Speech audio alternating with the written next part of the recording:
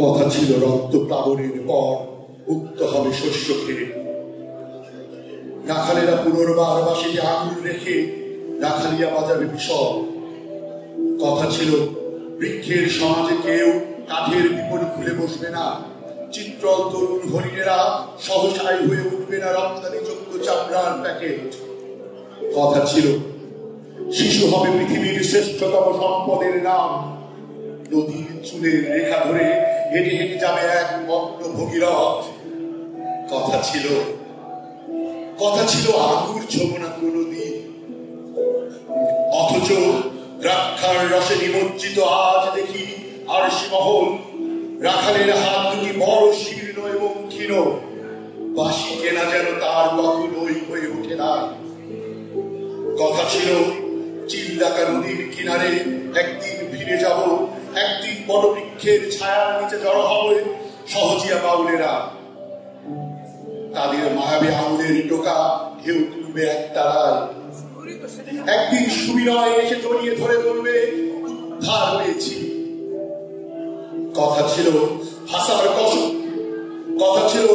ভাষার কসম খেয়ে আমরা দাঁড়াবো ঘিরে আমাদের মাতৃভূমি, জল, অরণ্য, জমিন, আমাদের পাহাড় সমুদ্রের আদিকন্ত উপকূল।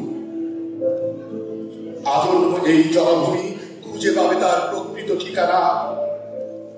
কথা ছিল আর্য বা মুঘল নয়, এ জমিন অনার্যের হবে। অথচ এখনো আদিবাসী পিতার শৃঙ্খলিত জীবনের ধারাবাহিকতায় কৃষকের রক্তে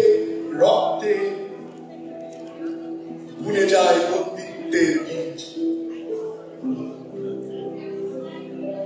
মাতৃভূমি খণ্ডিত দেহের পরে তারা থাবা বসিয়েছে অনার্যের হাত।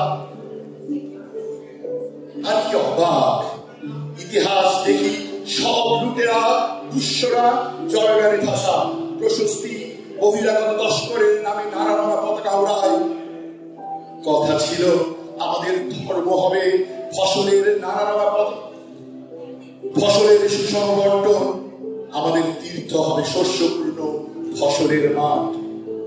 অথচ পণ্ডুর নগরের অবছায়ায় ক্রমশ বাড়ায় বহু অমলিন সবজের দিকে, তরুদের সংসারের দিকে। জলোচ্ছ্বাসে ভেসে যায় আমাদের ধর্ম আর তীর্থভূমি। আমাদের বেঁচে থাকা ক্লান্তি